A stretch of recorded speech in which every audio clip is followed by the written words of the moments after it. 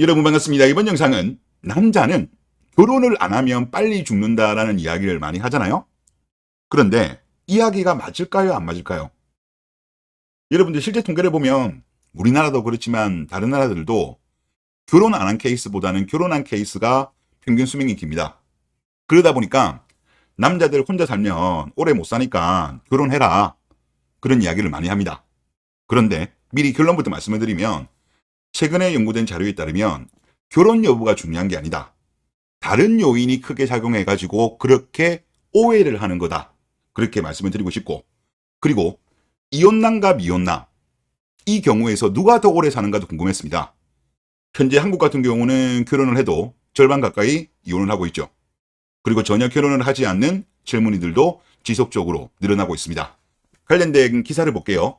기혼, 미혼, 돌싱 중 가장 오래 사는 쪽은 어디인가? 영국 통계청은 2010년에서 2019년 사이 잉글랜드와 웨일즈 지역의 20세 이상 성인 사망자 500만 명을 조사해 혼인 여부에 따른 사망률의 인구 통계학적 추세를 최초로 분석해 발표했다. 전체적으로 보면 남성의 경우 이혼 남성의 조기 사망 위험이 가장 큰 것으로 나타났고, 그 다음으로 미혼, 그 다음에 사별, 그 다음에 미혼 남성, 이렇게 이제 비율이 나왔습니다. 그리고 여성의 경우에는 사망률은 미혼인 경우가 가장 높았고, 그 다음에 사별, 이혼, 그 뒤를 이어서 기혼 여성으로 나왔습니다. 그래서 정리를 하면 이제 남자 같은 경우는 가장, 이거는 평균 수명이 아니고 그겁니다.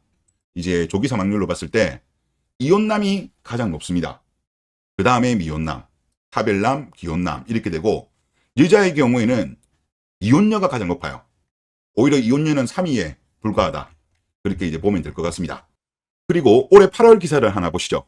덴마크 연구팀에서 미국 2015부터 2019년도 통계를 바탕으로 해가지고 연구를 했습니다.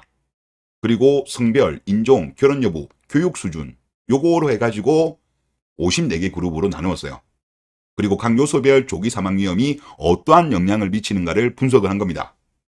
제가 이 연구 논문의 데이터를 다운로드 받아가지고 GPT한테 학습을 시켰습니다. 그리고 요약 정리를 한 겁니다. 많은 요소가 있는데 모든 거 다 하면 다 복잡하니까 결혼 여부, 교육 수준, 요걸로 해가지고 정리를 했습니다.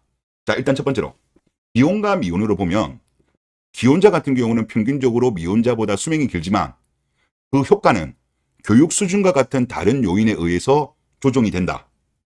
큰 영향을 안 미친다는 거예요. 상대적으로 교육과 수명 같은 경우는 연구 결과에 따르면 고졸 이하, 학력이 낮은 경우에는 마이너스 5점, 대학을 졸업한 경우에는 플러스 3점의 점수 차이가 나고, 교육 수준이 수명에 미치는 강력한 영향을 나타낸다고 합니다. 자, 그래서 이거를 좀 정리를 하면, 결혼 상태 같은 경우는 수명에 영향을 미치지만 강도가 낮다. 오히려 교육 수준이 수명에 직접적이고 강력한 영향을 미친다고 합니다. 교육 수준이 높을수록 소득도 높을 확률이 높죠. 직업의 안정성도 당연히 좋을 확률이 높죠. 그러면 동반하여서 건강관리에도 영향을 주는 겁니다. 그리고 지금 보시는 거는 한국입니다. 한국 30대 남성 임금 근로자 혼인율이에요. 미국 같은 경우도 비슷할 겁니다. 남자는 소득과 혼인율이 완벽하게 정비례 관계입니다. 여자는 좀 다르죠. 남자는 정비례 관계예요. 즉 소득이 높은 사람일수록 결혼을 했을 확률이 높죠. 반면 소득이 낮은 사람일수록 독신일 확률이 높습니다. 그러면 덴마크 연구팀의 연구 결과를 바탕으로 해가지고 이야기를 하면, 남자는 결혼을 안 하면 빨리 죽는다는 주장은 잘못된 거죠. 맞는 표현은 뭐냐면, 남자는 소득이 많으면 오래 살고 소득이 적으면 빨리 죽을 수 있다라고 보는 게 맞는 거죠.